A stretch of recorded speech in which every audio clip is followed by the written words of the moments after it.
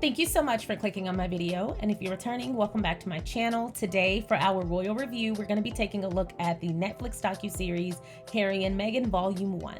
Let's get into it.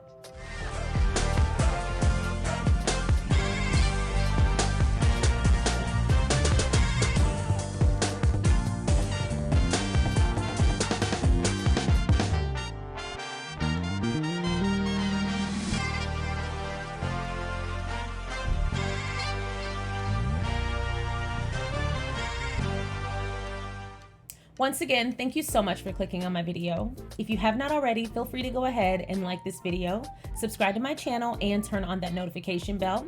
If you are a member of the Patreon, I want to say a big hello to you. Thank you so much for being here. If you are a member of the Royal Court, I'm going to go ahead and curtsy, and I'm going to say a big hello to the friend circle. Thank you all for supporting the channel. So I'm not going to waste any more time. I know that we have been waiting on this Netflix docuseries. I have a whole video from months ago speculating what was going to be in this doc. So you know that I watched this a few times so that I could give you my most raw opinion, and I've been trying to avoid Twitter until I finish my recap. So as soon as I'm done with this, I can finally hear what y'all got to say on Twitter.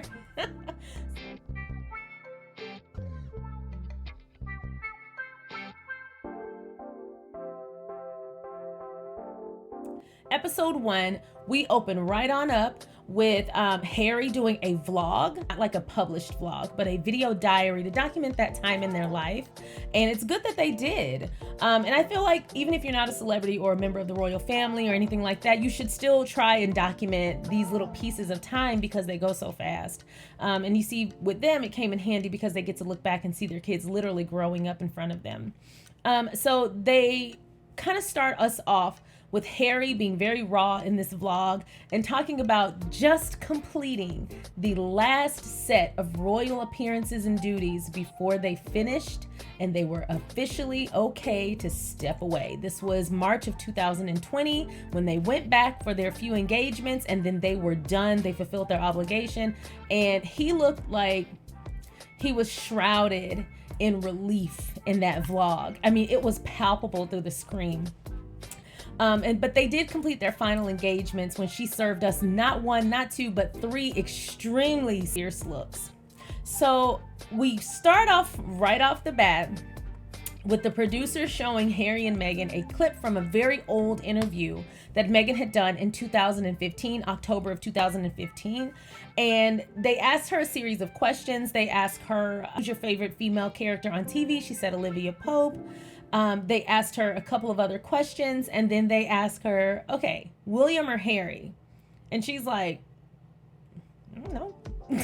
Like, she's totally like, why the hell you asked me that? Like, it came off very much like, and I'm gonna go out on a limb and say, if that were me, I would have, if I had never met either one of them, I would have hard time answering a question like that in such a trivia manner because these are real people. It's not like she's saying carrots or broccoli. She's asking one or the other and she's not giving context. So that little pause was her probably being like, that's all I got to go on.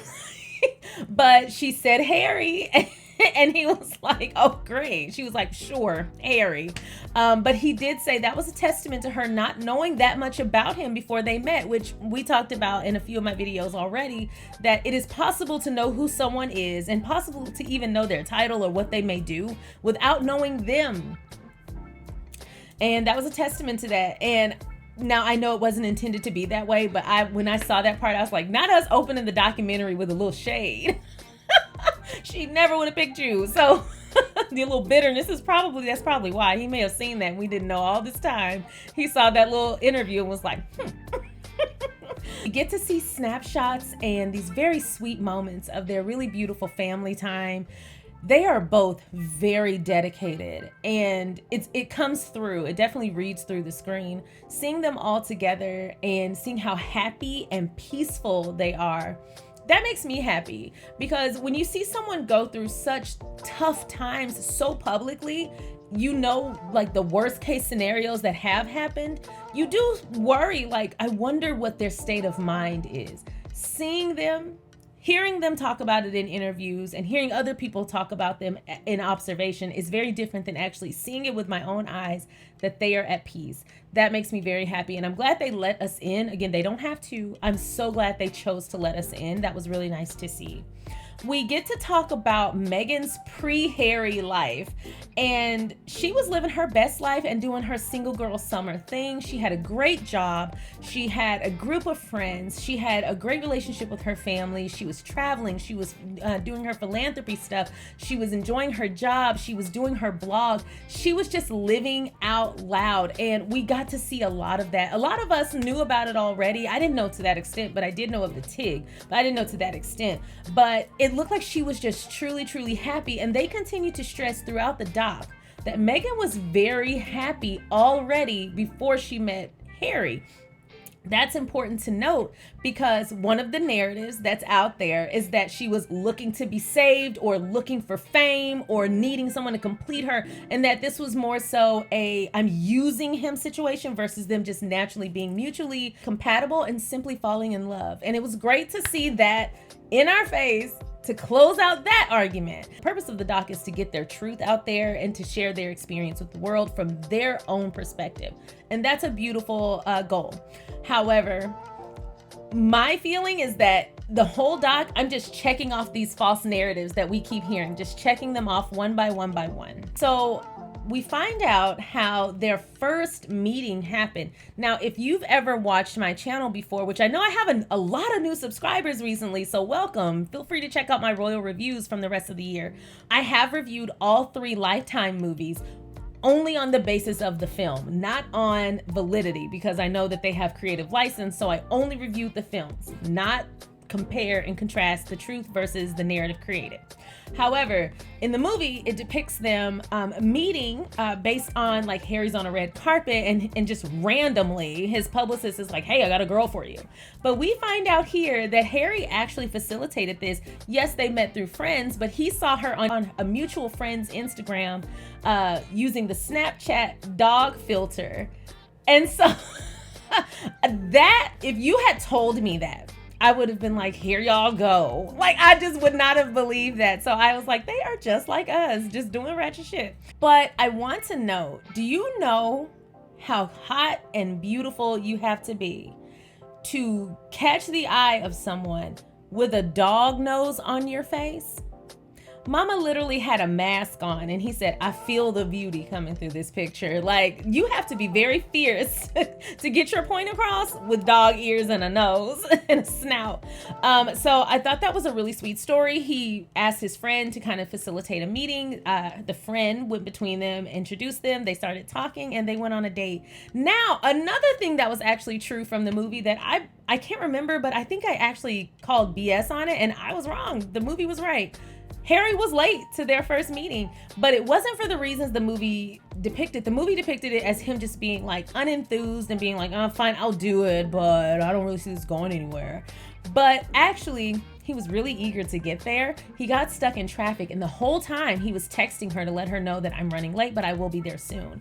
This whole situation kind of turned her off, as she said. She was like, I hope this isn't a guy with an ego and he's just like making me wait. But he ran in, as he said, like with Red Bull energy. He ran in because he did not want her to think that he was taking her for granted, and he really wanted her to know he wanted to be there. Another little thing that I learned from this episode 1 is the fact that she facilitated their second date.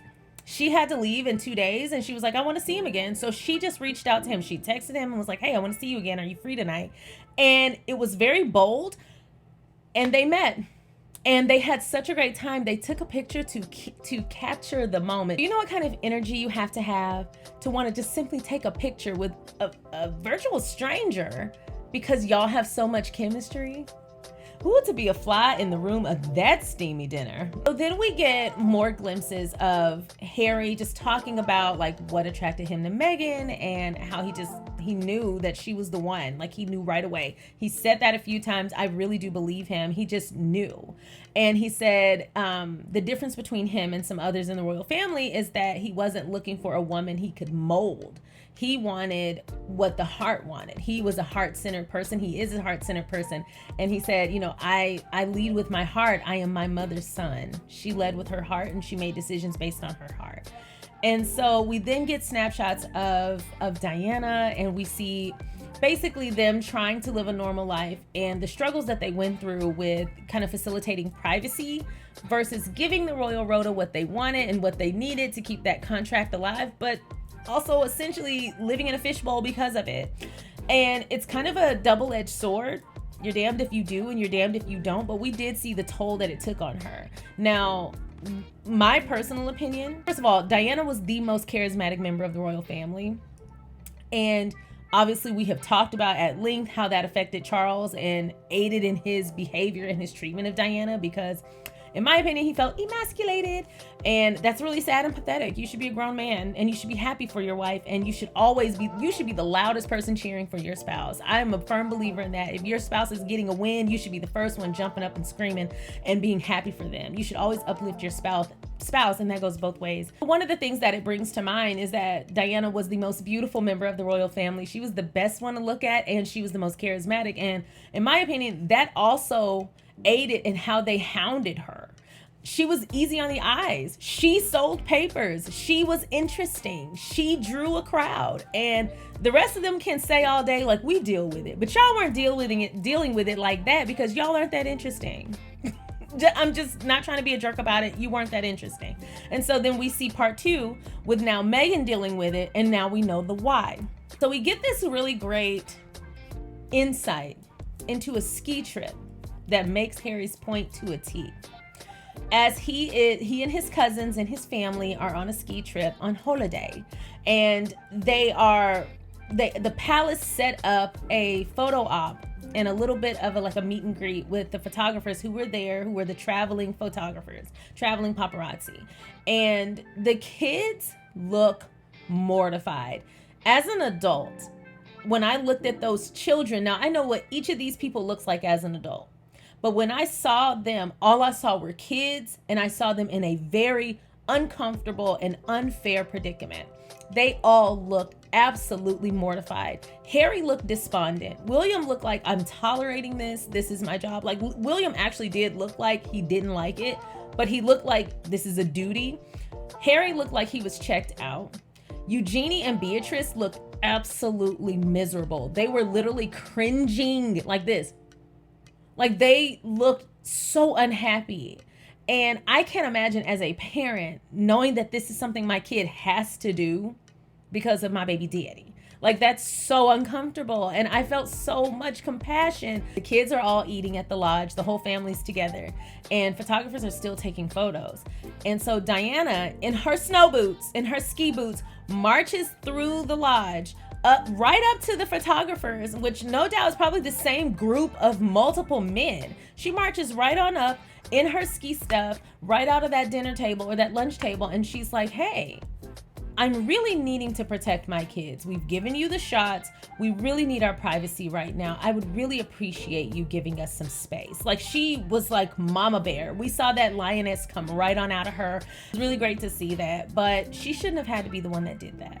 That shouldn't have been a problem of theirs. Not on holiday, my goodness. So we then get more, shots of Harry growing up. We get more insight into his background, but we get a specific point where Prince Seso of Lesotho spoke about Harry's growth and his development as a young man. And right before this, we see Harry getting in trouble a lot. And it's interesting because when he's in Africa, you see a different side of him. You see the same dedication, but you also see a freedom about him. And the way I would describe it is like this willingness to laugh, this willingness to let go. It looks like someone who is free of being ostracized. Have you ever been around someone who was in a toxic environment and then they get into a safe environment and then they blossom? That's how it felt. Like, he wasn't in the fishbowl. The interesting part as well, when he was in front, and when he's in the UK, obviously he's getting picked apart, he's getting photographed, people are following him. Like, that also impedes on your safety, because you don't really know, is this paparazzi, or am I being pursued, or am I being attacked? Like, you're constantly in fight or flight mode. And so I know I have a lot of therapists who follow me. I would love to hear your perspective on what that does to not only a child, but a teenager and an adult with being in constant fight or flight mode. Can that have irreparable damage on you? I know that does cause trauma. So when he was in Africa, he still had crowds of people, but note the difference. They respected his space. They listened when he spoke, and he was part of the group. He wasn't the fishbowl. He wasn't the main attraction. He got to be a person. And I love that they showed us parts of that. And he also talked about how much time he was really spending in Africa. But Prince Say So said Harry is very much his mother, which we hear that a lot. But we also hear that they thought so much of him that he gave Harry a name, and it's called Mahali, and it means warrior. So Harry also talked about the family he built in Africa. We see this trend a lot. Even outside of the doc, we've noted that he creates his family units.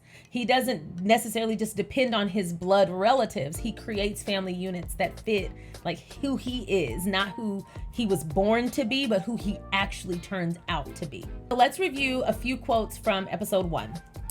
Meghan in this episode said, "We've been really conscious of protecting our kids as best we can, and also understanding the role that they play in this really historical family." To everyone who continues to say she has no respect for the British royal family, and in large part they say she has no respect for the Queen, or had no respect for the Queen, we hear her talk about that balancing act that she has to play as a parent. More parents need to take stands like that. More parents need to say, does this pass my test? Is this okay according to my standards? I know what you want my child to do, but I'm going to tell you what my child is allowed to do. I got to protect my child. And the reason for that is that doesn't just happen in the royal family. That happens in regular families. That happens in Hollywood. We hear so many stories of kids just essentially being handed over in Hollywood, like, make my kid a star, make me $1 million and do whatever you want to my kid in the process. We hear and we see that all the time. So it's great to hear that she was also a lioness. Harry made a comment as well. One of his quotes was, "I think we all now know that he was speaking of Diana, was deceived into giving that interview." And he's speaking about the interview with Panorama. "But at the same time, she spoke the truth of her experience." Now, that is more in line with what I would expect of a son who's recapping the truth regarding his mother. Because when we heard William refer to his mom in her interviews, he called her paranoid, and he completely gaslit her, even in death. It was extremely inconsiderate, and what I felt to be disrespectful, especially speaking of his deceased mother. It just didn't get more gross than that. So it was great to hear Harry, her baby boy, get up and defend her. Lastly, the last quote I wanted to point out from this episode was Harry said, "So much of what Meghan is and how she is so similar to my mom. She has the same compassion, she has the same empathy, she has the same confidence, she has this warmth about her." Now, he said that because he was speaking from the heart, and he was speaking to us and giving us insight. But I wanted to point that out because so many people love saying Meghan is not similar to Diana in any way. I don't see what Harry sees in her. Diana was this and Meghan is that. I'm going to say this, and I'm saying it in the nicest way possible. You will never be able to tell somebody more about their parent than them. You will never know more about a person than their own child. Now, you may know facts about them, or you may have met them, or you may know them in a different way, but you will never know them better. You will never know a person better than their own child. So if her son is saying, these are the things that she has that remind me of my mom, these are the same qualities they share, how are you going to tell her or tell him that they are wrong? Did Diana give birth to you and raise you? So this comes back to that whole, you cannot tell somebody more about their own family than them. In the same way that people defend the royal family to Harry, and I'm like, if 1 + 1 = 2, then you plus that equals bullshit.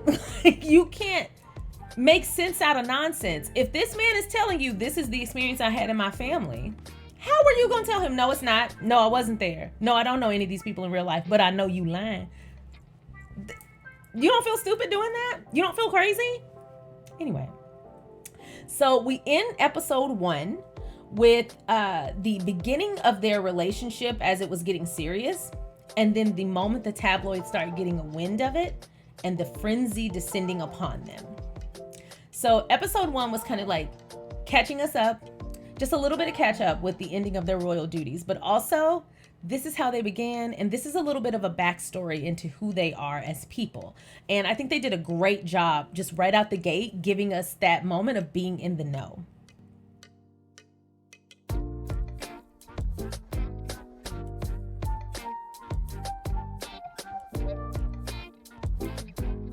So we open up episode 2 with Harry and Meghan in the car. They're clearly leaving some event, and they're in a parking garage, and they're leaving. And as they're pulling out of the garage, there is this anxiousness that seems to descend upon the both of them. And when I watched this scene, I watched it over a few times. I did notice how at one point Meghan they were both looking out the back window. They were able to identify many of the paparazzi that just follow them all the time. They were looking out at each window. They were anxious, and at one point they were trying to figure out how long is it going to be. And there was this one moment where Harry just kind of reassures Meghan, and he says, in a moment we'll be with friends. In a moment we'll be with friends. And I thought that was really sweet because he was also holding her hand out of frame. And what that moment symbolized to me was the fact that Meghan was having anxiety. And it's not just about the paparazzi, although that in and of itself is an anxious situation because there are people following you.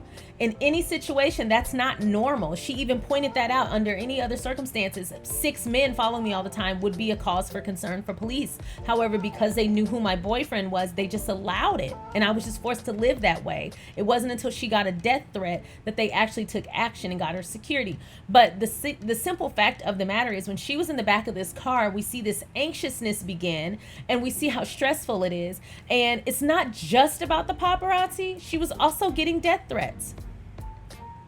Very real death threats. And that kind of situation, that will truly disrupt your peace. Here's what I want to highlight about that is that Meghan, she has a whole life outside of Harry before she meets him. So she is comfortable with meeting people, with having fans, even with people recognizing her. What isn't fair is the fact that she's subjected to essentially being in a fishbowl and people acting like she's crazy for not wanting to feel hyper aware all the time. And also, here's another point to that.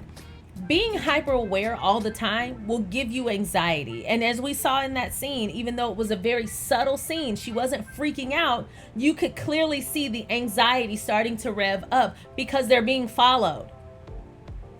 It's great that he comforted her, but it did kind of incense me with a little frustration that she has to deal with that just going to a friend's house.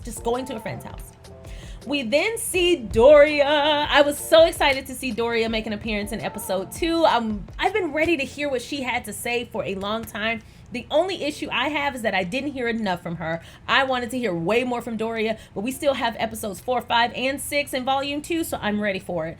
Doria came in just like a mama bear, came in just like she did. She said the last 5 years have been challenging, and she is ready to have her voice heard.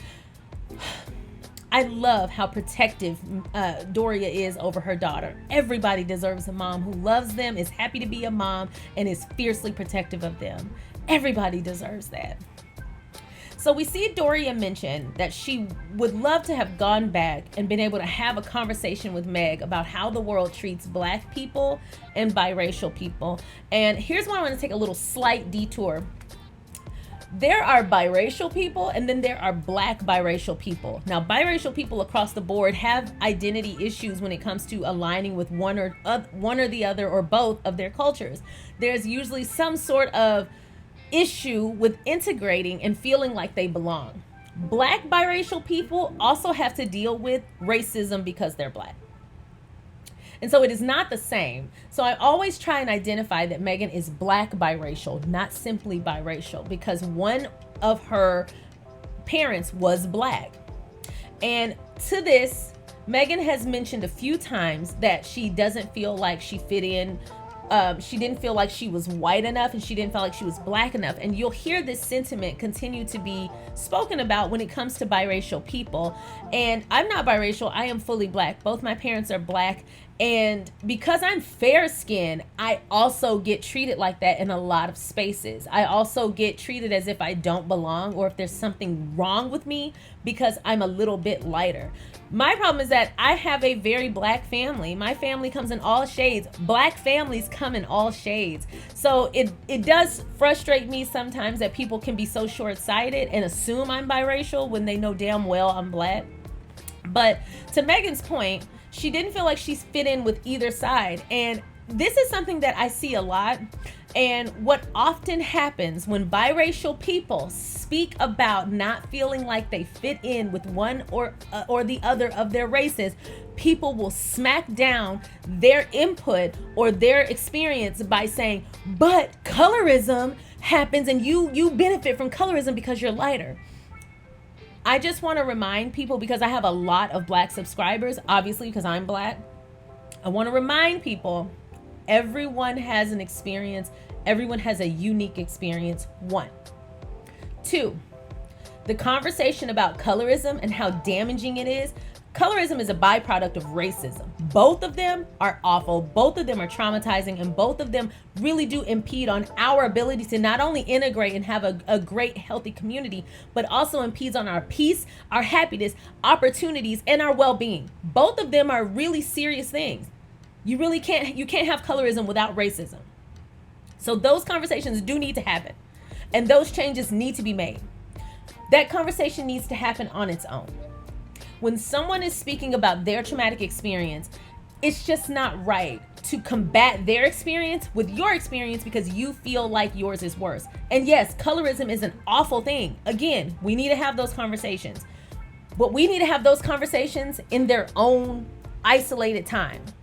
We don't need to decide that the time to have that conversation is in order to silence someone who may benefit from the privilege of that issue.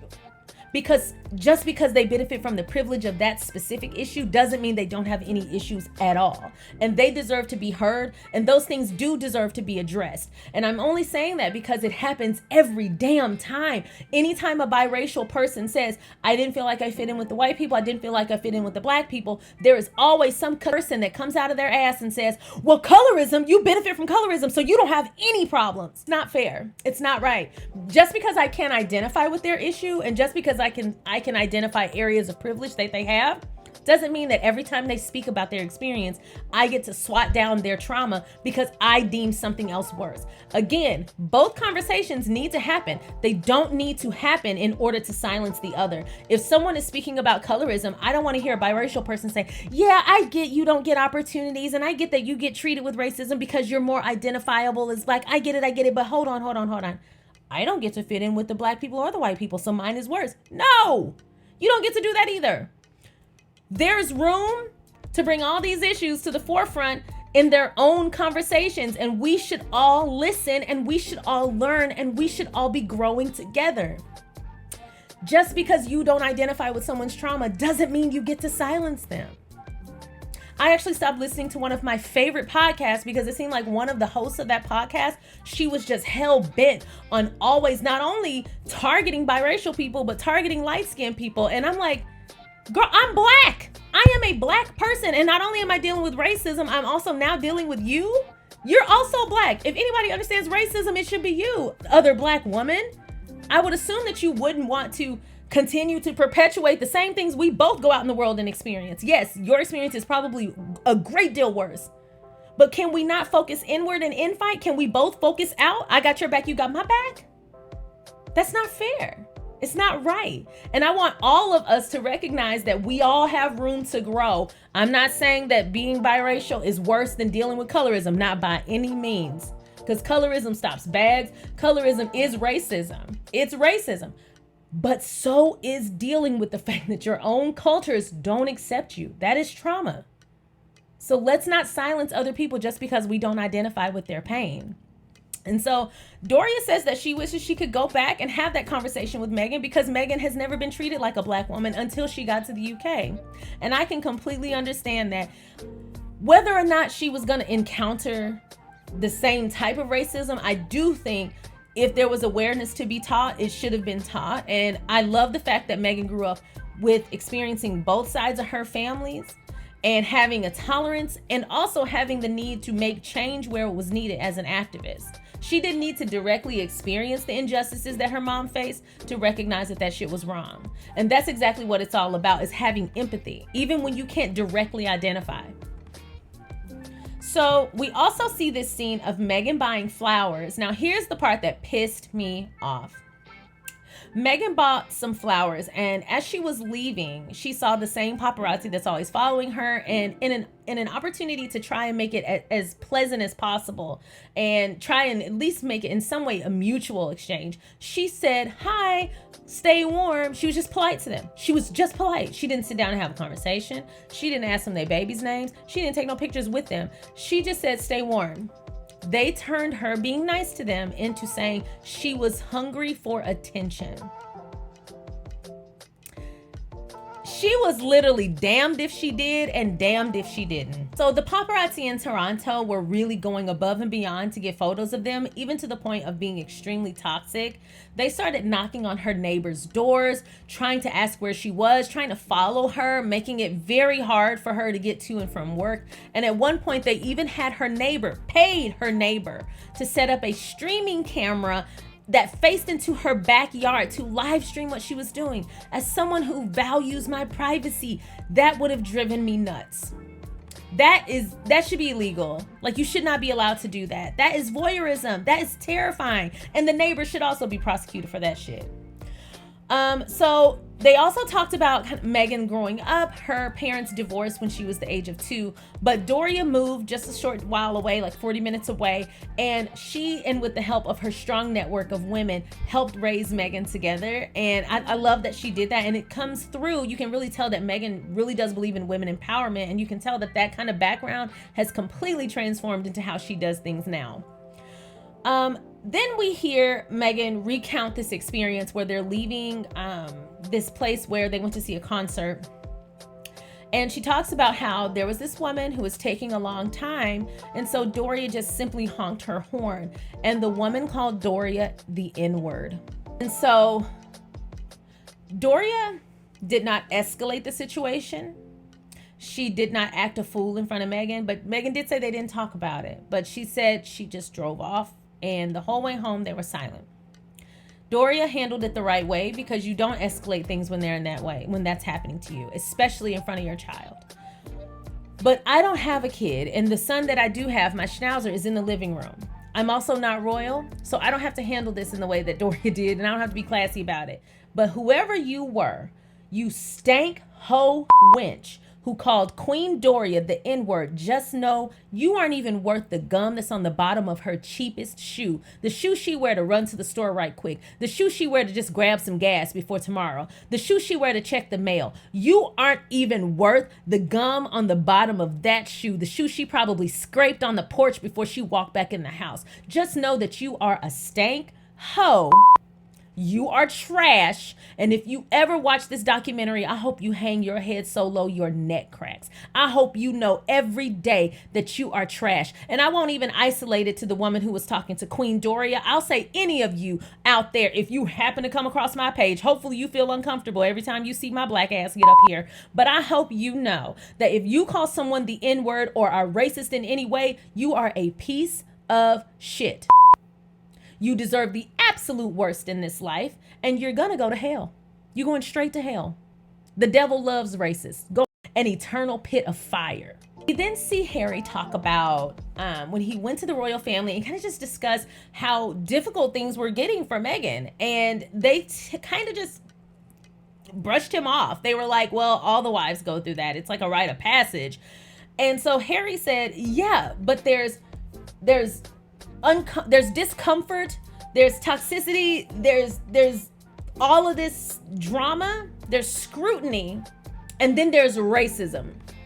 There's a big difference between rude and racist, and not just the royal family need to learn that lesson. Companies need to learn that lesson. Racism is its own type of terror. Racism is its own type of domestic terrorism, and you need to take it and treat it as such. So they essentially just dismiss the racial aspect of it. Remember when I said don't dismiss people's trauma just because you can't directly relate? That's part of what I mean. We then see them get the NAACP award, the President's Award. We also see a moment where Harry and Archie are bird watching, and Harry's trying to get a snapshot of this hummingbird, and he's trying to engage Archie, but stop the presses. Archie had a dirty foot. Now, the reason this is important and the reason I want to dig into this is because you know I love Harry and Meghan. You know I support them. You know I support them because I think they're great. But I do not appreciate, no matter what they were doing, that they did not stop absolutely everything that not only they were doing, but that everyone was doing. I want to hear sirens going off. I want an APB put out for the dirt on Archie's foot. He had a dirty foot. And I wanted that to get the attention it deserved. So moment of silence for Archie's dirty foot, because that wasn't fair to that baby. Archie, you were not suffering alone. Next up, we saw that they talked about, well, both of them, Harry and Meghan, talked about being the byproducts of divorce. Divorce is its own monster because as a child of divorce, people often dismiss your struggles when they say, well, both your parents were doing well without being together. Right. But as Meghan clearly identified in her poem, having to have essentially two separate lives is tough. And that creates its own identity issues. I kid you not.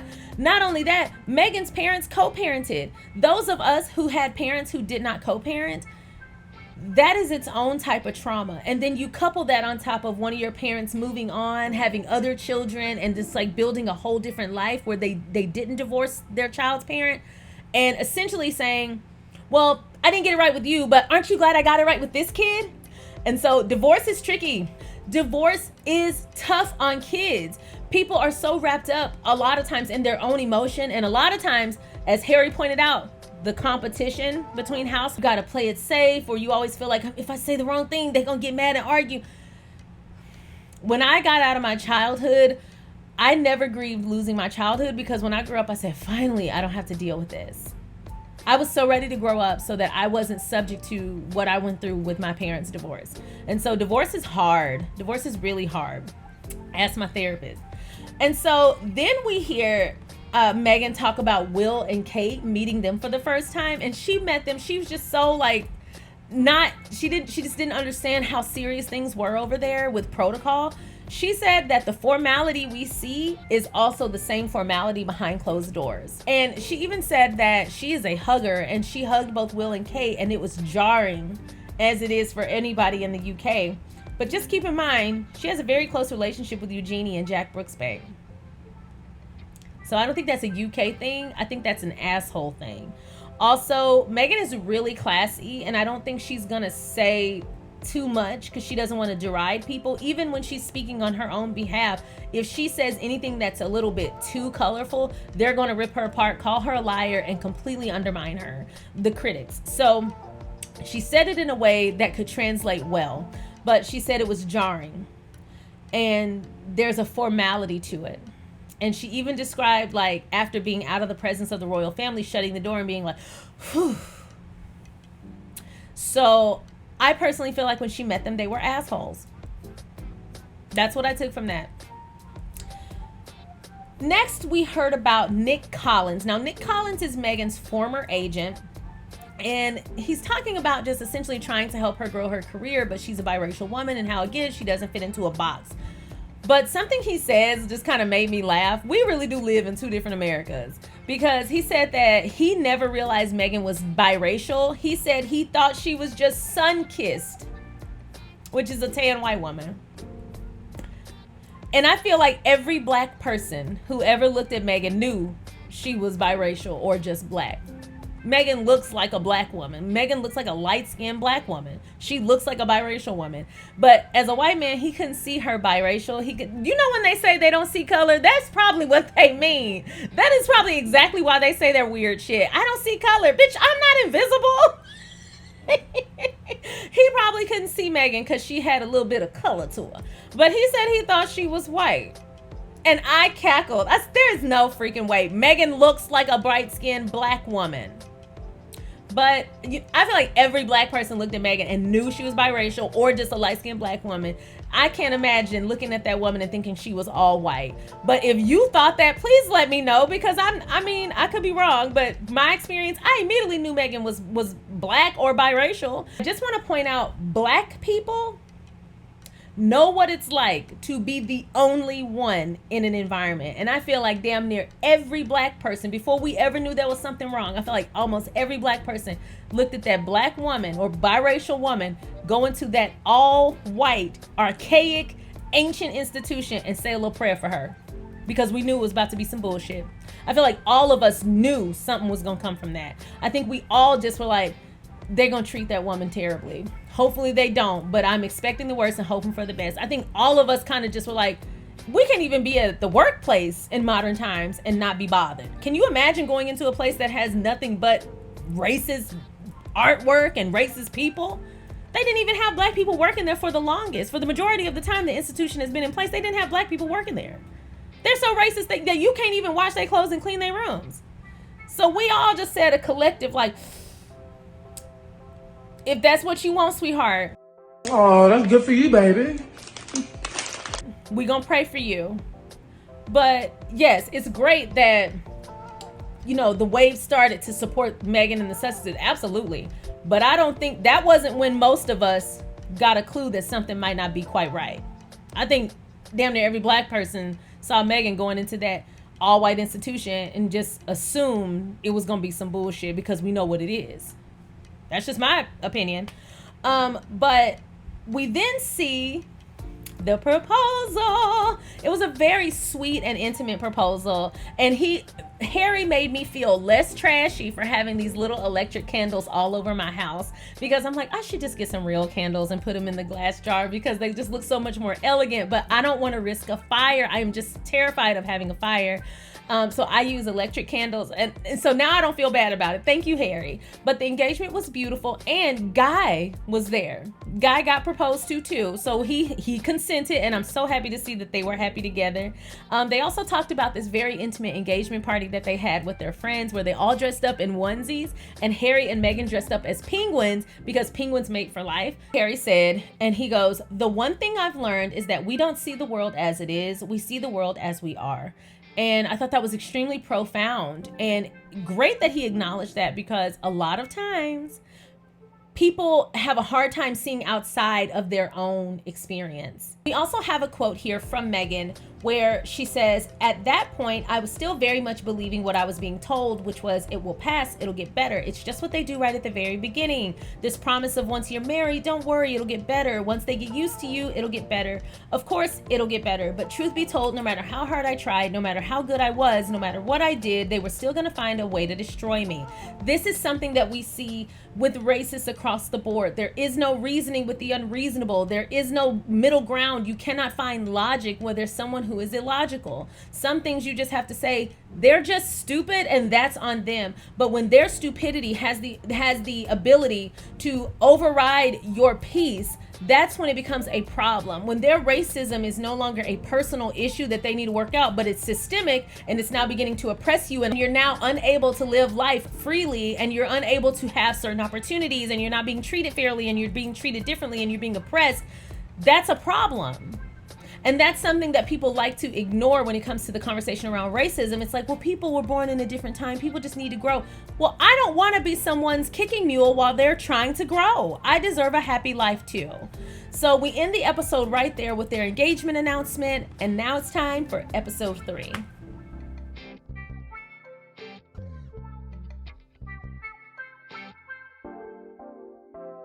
So episode 3 opens with the engagement interview. I love that they have the shot that is a very hard cut from them sitting and getting ready for their engagement interview and then them now. There's just so much growth, and there's also so much passion. There's this innocence about Meghan and this excitement, and then now there's this woman who is now fully in the know, who is fully aware of exactly what she was set up for, and she's now empowered to speak on it. And you see that growth in that sudden shot. It is jarring, and there's an appreciation that I had for that kind of shot to show where they were and where they are now. The documentary gave us a little bit of a history on slavery in the UK. They also broke down how these monuments and these artworks and these just old mindsets, and even down to the jewelry with the Princess of Kent or whatever the fuck, how she had the Blackamoor brooch. There was racism everywhere, and it's no escaping it when it's literally threaded into the being of the organization you're in. So it's one thing here and there, that's stressful, but when it's everything all the time, everything everywhere all at once, that is overwhelming. They also broke down the Royal Rota. I love that they gave us a little bit of a lesson on the Royal Rota. I'm gonna come back here once we start talking about the quotes. They talk about how William and Harry were born into this contractual relationship with the British media called the Invisible Contract, and how they were the first generation born under the contract. So in essence, the royal family, they're essentially going full steam ahead on a situation that they don't really know how it's going to turn out. And like I mentioned before, you see how the kids are reacting. They're clearly averse to it. They're very uncomfortable. It's clearly stunting their growth. And unfortunately, that just seems to be like they're getting the response of, look, that's just your reality now, okay? Deal with it. And that's not fair, especially to kids. An adult can consent, a child cannot, and that's not fair.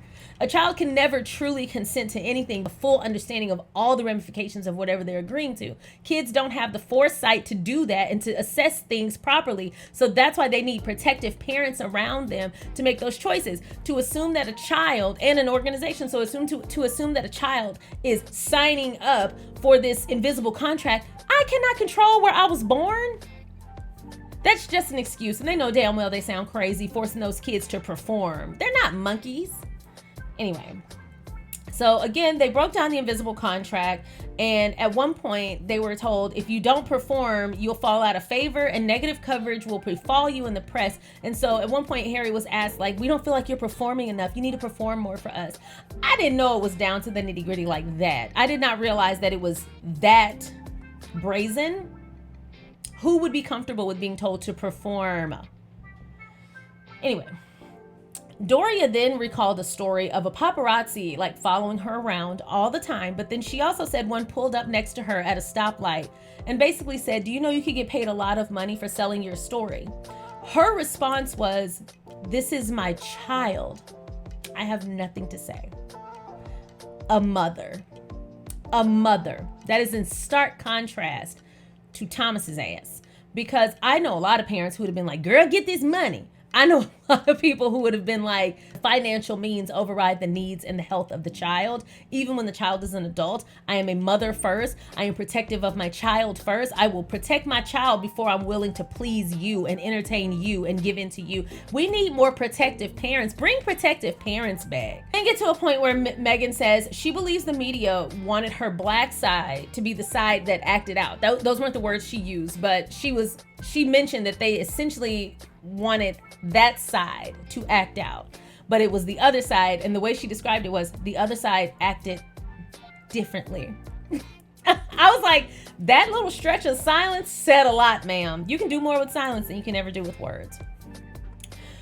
We then get to the point where Meghan decided to pull out her sword and finally fight back.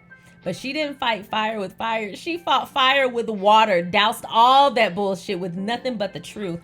She broke down salacious salamander that she is, Samantha. Now, she broke down for us that Samantha, that group of children from Thomas Markle from his first relationship before Meghan, is 17 years apart. Couple that with the fact that she said they barely saw one another, and by the time she was engaged to Harry, they hadn't seen each other for a decade, and even then they only seen each other for like a half a day. Yet, let Samantha tell it, she raised Meghan. She was with Meghan from the thick of it. She raised Meghan for 12 years. I cannot stand a lying ass person. It's just like, why do that? Why do that? Why not just have reached back out to Meghan and said, wow, I'm so proud of you. I'm so excited for you. I definitely want to reconnect with you and get in touch with you. But see, when the ego is the thing that's doing the talking, reason is doing the walking. It's not going to stick around. You got to speak for yourself. Don't let that ego take over, and don't let that crazy take over. So this is when Meghan finally hit back with the coup de grace. Meghan's niece, Samantha's daughter. Actually, Samantha's long lost daughter, because Samantha lost custody of Ashley when she was 2 years old. And then didn't see her again until she was 6, and then didn't reconnect with her again until about 2007. Ashley is Samantha's daughter, but since Ashley was abandoned by Samantha, she was then raised by her father's parents. So she was raised by her paternal grandparents, who she deems her parents. She hadn't seen Samantha since she was 6 years old until 2007. Once Samantha and Ashley got connected again, Thomas told Meghan. He was like, hey, Samantha found her long lost daughter, which girl. Anyway, Meghan then decided, like, hey, she has more family. I want to be involved. So she started emailing Ashley. And this is where we meet Meghan the Amy. And y'all already know, so I don't have to explain it. Y'all know how I feel. I love being an aunt. I literally have my niece and nephew's name on my hand all the time. I miss them so much. So anyway, she is a hell of an aunt. She takes Ashley on vacations. They build this very strong connection. They talk all the time. They just become best friends. Meghan describes it as having the baby sister she always wanted. So you tell me this. Samantha is this long lost sister who Meghan just simply abandoned. If anybody's doing the abandoning around here, it's definitely Samantha, who got rid of her own child. And nothing wrong with giving your child up for adoption. You do what works for you. There are so many different types of families out there. But how dare you fight for a relationship with your long lost sister who you weren't even close with, but you don't have shit for your kid? Priorities in the wrong place. That's how I told y'all she's just out for attention. She's just out here for attention. Meghan then goes on to recall her first Christmas with the royal family. And she talks about enjoying a conversation with Prince Philip. And then afterwards, she was telling Harry, and he was like, oh, he probably didn't hear you. You got his bad ear, which is kind of messed up. But anyway, Harry then discussed, because they get back on the topic of racism, he talks about that costume, the one where he dressed up as a not C. You know how YouTube is, so I can't say it. But I thought it was great that he attacked this head on, because I saw some little hussies over on TikTok and they were like, Harry is racist. He wore a Nazi costume. Now, all of us know how that turned out. We know that he did essentially, repent for it, and he did what he needed to do. But he talked to Holocaust survivors. He went through like the full gamut on his own. He literally said, I could have ignored it and waited for the next scandal for another family member and it would have blown over. But he chose to face it head on because he wanted the growth. And even though he didn't mean it in a hateful manner, he was fully aware that it hurt people. And so he made amends because it was the right thing to do, not because he had something to gain. He described it as one of the biggest mistakes of his life, and he even said he felt so ashamed.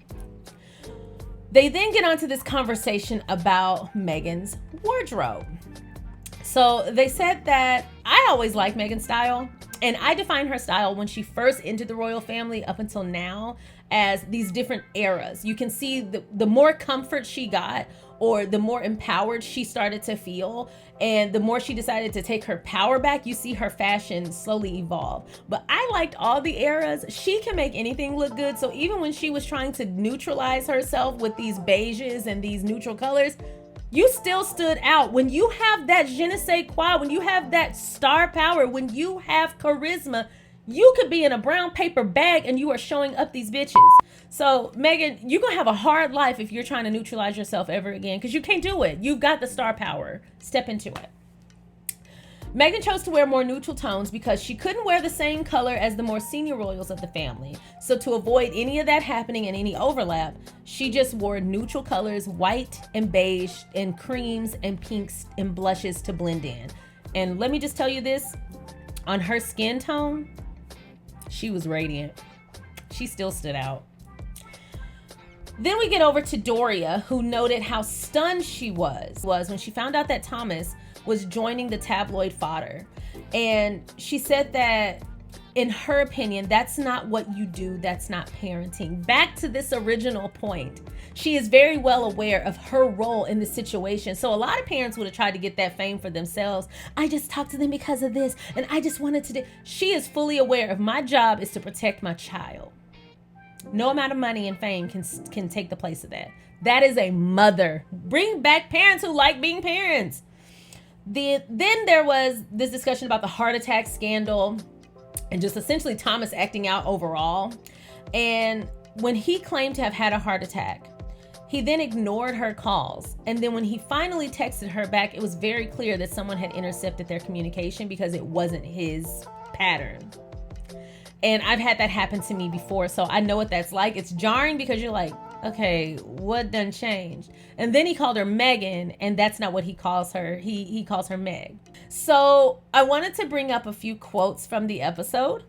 It says, all royal news goes through the filter of all the newspapers in the royal rota, most of which happen to be tabloids. It all comes down to control. It's like this family is ours to exploit. Their trauma is our story and our narrative to control. And he did exclude the Telegraph from that, but that was him explaining the royal rota. To someone who's American, ours is just first dibs. So it was interesting to hear exactly how the royal rota works. I was aware that it existed, but I didn't really understand like its relationship in the media and with the royal family fully. And then we have a quote specifically from Ashley. He said, Meghan, I think she takes on a lot of roles for me. There's like a sister element. There's something maternal. She's a best friend. She's kind of all the things. Bless my Annie heart, because that's what you should hear from your niece. Meghan didn't have any obligation to this young lady. She did it because she wanted to. And they talked about their vacations. Their connection seems really beautiful, and it's really messed up that Jason Knopf told Meghan and Harry that they couldn't invite her because of who her mother was, only to then turn around and allow the tabloids to put out this narrative that Meghan had abandoned her family, knowing it was Jason Knopf's advice to do so. That is just, and she trusted the royal family and their staff. That's just so messed up. They propelled these narratives. We've talked about it. Meghan then describes one of her quotes. She described her time in the royal family as baptism by fire, because when it came to protocol, she was not fully prepared. Now, it has recently come out that Lady Susan Hussey was actually assigned to helping Meghan integrate into the royal family. And knowing what we know about that Hussey, we now know that Meghan really didn't have a fighting chance. But I think that every one of the royal family members should have assessed that she wasn't getting up to speed in the manner that she should have been, and they should have checked Lady Susan Hussey's ass, gotten Meghan someone else to help her, or chose to help them herself. Because aside from being part of this organization, they are still a family. And would you want your new family member to succeed? Meghan's success would have only helped the royal family. They let their egos get in the way. They let her fail to make themselves look better, and now look, they are exposed as the trash that they are. And we're only in episode 3. Last quote is Harry when he says, of course it's incredibly sad what happened. She had a father before this, and now she doesn't have a father. And I shouldered that because if Meg wasn't with me, then her dad would still be her dad. Harry, if you ever come across my Raggedy channel, I want you to know this. Circumstances reveal who you are. Circumstances reveal your already existing character. It's kind of like when you're with someone and you get attacked and they run, they don't protect you. Or if you're with someone and somebody crack a joke on you and they laugh instead of standing up for you. Or you're with someone and you fall in a hole and need help and they say, be right back and don't come back. You don't blame the hole. See what I'm saying? And his character was going to be what it was. He just had yet to have the opportunity to truly bite her in the way that he was already going to do. You don't shoulder anything that does not belong to you. You are only in control of yourself. And if anything, thankfully, you were there to support her when he finally found his opportunity to stab her in the back, because that opportunity would have come at some point. Meghan had a name already. She was a philanthropist. She was an actress. She was an activist. She was all these things. You think being in the royal family was what exposed her father's shady behavior and his shady character? No, he was just waiting for her to get a platform big enough so he could do her dirty in the way that he wanted to. Trust me, you cannot shake a character that's solid. Look at Doria. Look at Doria. The royal family didn't stop her from being a mother, so Thomas is the one who owns that. But sweet of Harry to try and at least have some sort of control and take accountability, but that's not your accountability to own. We end the episode day before the wedding and a really quick snapshot of their reception. But I wanted to walk through really quick some tweets that I saw before we get out of Volume 1 recap. The first tweets are from Omid Scobie. And he said, quote, members of the royal family declined to comment on the content within the series, which we did see that in the disclaimer at the beginning. He then updated and said, a royal source says that neither Buckingham Palace nor Kensington Palace nor any member of the royal family were approached for comment on the content of the series.